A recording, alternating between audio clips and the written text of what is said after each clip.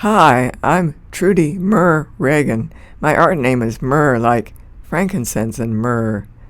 I loved hearing my physicist husband talk about science. By and by, it dawned on me that there was an architecture to the science worldview, like nested boxes. I was eager to explore this. By 1990, I was able to show a kind of summary. My first painting was The World of Small and Large. From the smallest to the largest, we have subatomic particles, that is, their spiral tracks, DNA, the hands of a mother and child, Earth, our sun with a solar flare, and a galaxy like our own. Everyone should know where they are in space and time. It orients us. What a great theme for art. In 1990, I began a 20-year-long project to show my appreciation of it with these round paintings. This became my book, Essential Mysteries in Art and Science. The next painting was, It's an essential mystery that number governs form. Amethyst crystals and the flower of a thistle, familiar things, demonstrate orderly numerical patterns, a structure that underlies nature that we see. I was searching for something always true beyond religious doctrines, and discovering this was very reassuring. It's an essential mystery that energy becomes matter. Abundant energy suddenly became all the matter that the universe would ever need in a flash 13.8 billion years ago. Einstein found mathematically energy and matter are equivalent, expressed in his formula E equals mc squared. Sadly, when scientists realized this, as they did before World War II, they learned how to make matter into explosive energy in nuclear weapons.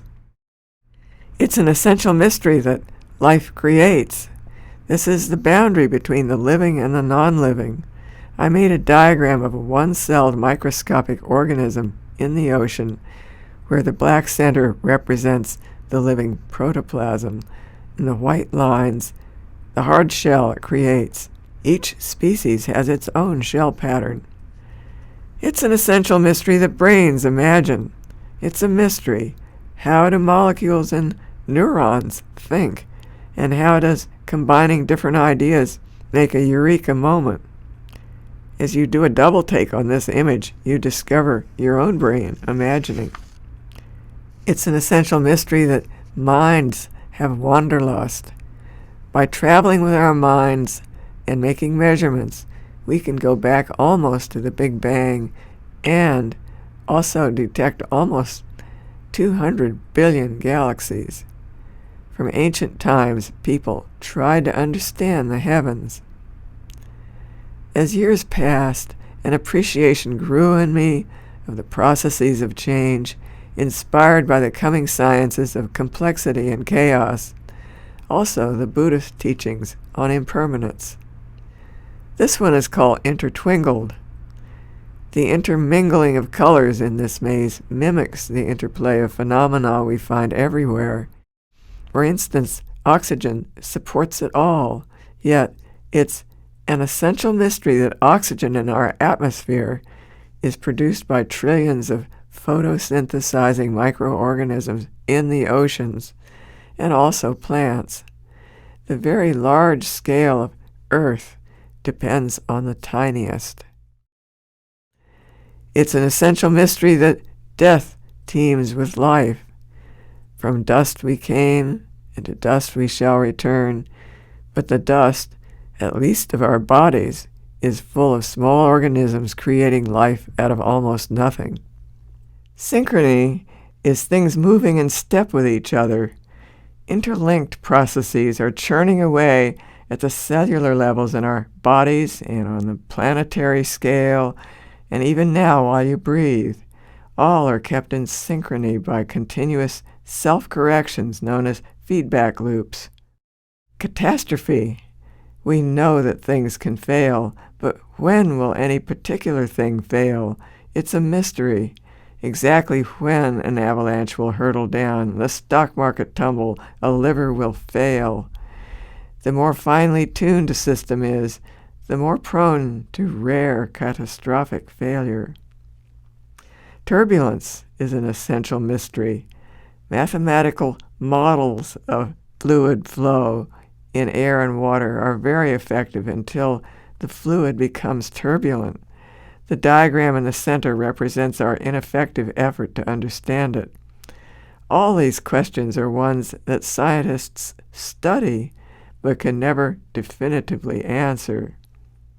When I finished 12 paintings, I did research to write an essay about each one. The essays take up 2/3 of my book, Essential Mysteries in Art and Science. You can find it on my website, Myrrh, that's MYRRH, art.com.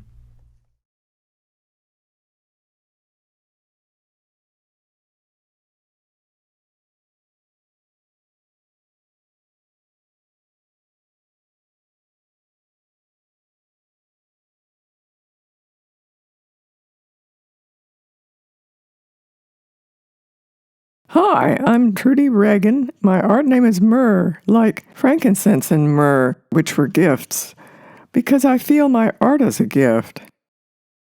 I'm here to show you 4 pieces of my art.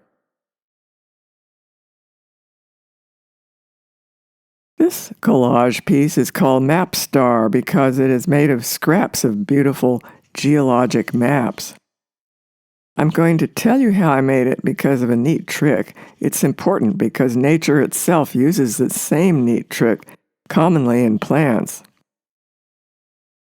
Picture when this circle was completely bare, except for some circles I drew on it.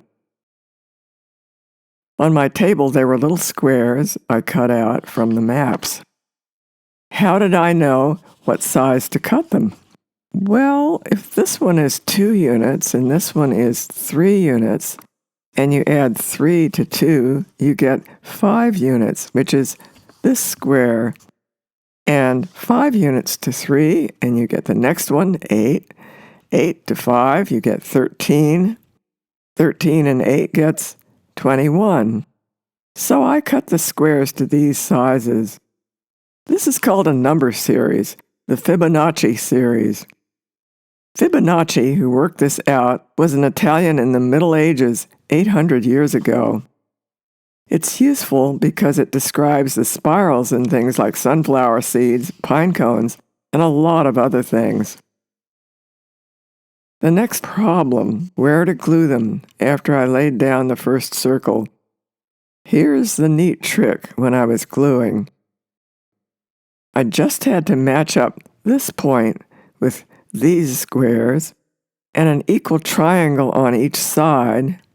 So easy, no real measurement involved. I'm sure this is how a sunflower seed knows where to go. I spent a lot of years making art about different kinds of natural patterns.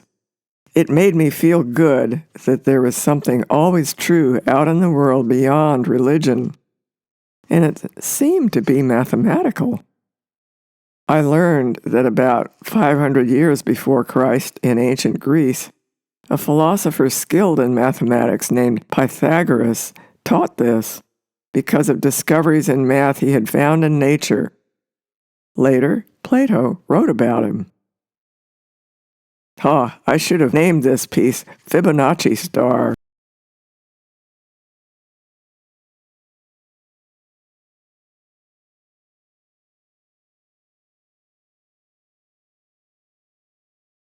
This work is called A Vast Consilience.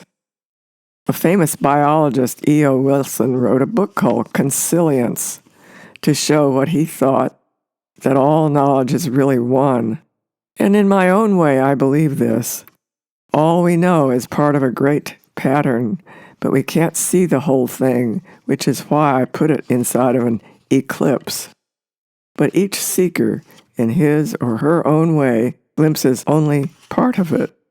For instance, the biologist or particle physicist is going deeper and deeper into the ultra-small, or the cosmologist peering farther and farther out into the universe. Just in my lifetime, we have learned that the universe is billions of years older than we thought, and deeper, peppered with galaxies. And the artist or music composer putting intuition at work to pull together what he or she has discovered to make something beautiful. And the mystic who may have an experience of oneness with the universe together with abounding love. Seekers with 4 different approaches, none seeing the whole pattern.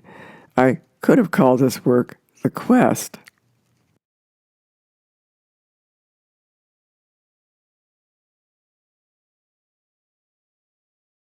I once heard a physics lecture where the guy said, "Our mathematics describes so many things so well, people think the universe itself must be structured and orderly like mathematics. But mathematics is man-made. What if we just happen to find things out in the universe that just happen to be isomorphic? You know, it fits the math that we already have. We have no way to know what else is out there, what is unknown." This impressed me so much that I made this block print, which I called "Science is System Searching for System." In the background is a real star chart. Here's Orion's belt. The design, the system, is reaching out to describe it, but it is so very different. I did this in 1971 when I was still rather young. This challenges what many have believed from the ancient Greeks forward. What are we to believe? It's really ambiguous, meaning it could be either one.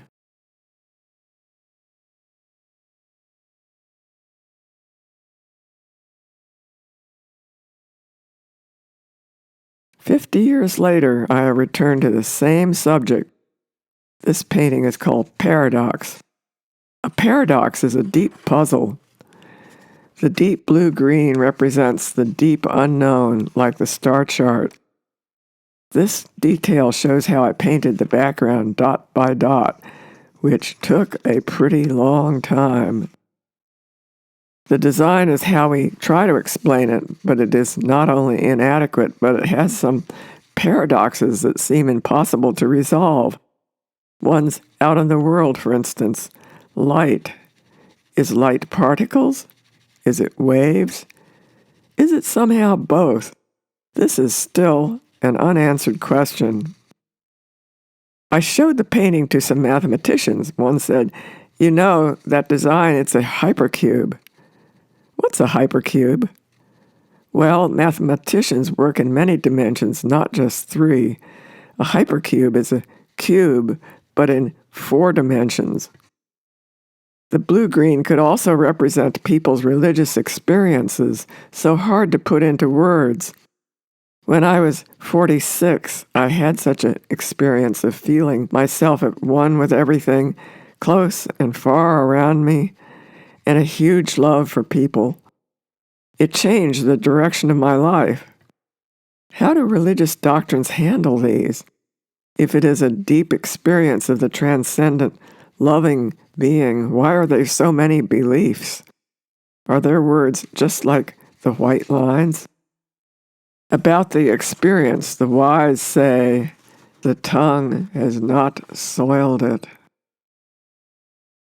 A meditator, then, or a group of worshiping people in silence like Quakers or the Buddhists, or one who is living a life dedicated to mysticism, has this aim: to subdue the explanations or doctrines about it in order to glimpse or even live in the source of that wonderment.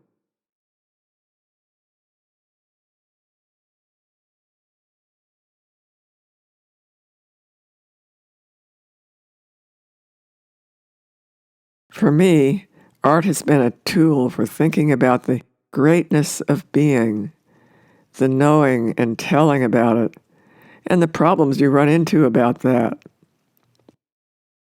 If you go to my website, you will see the full range of my work. Some of it will surprise you.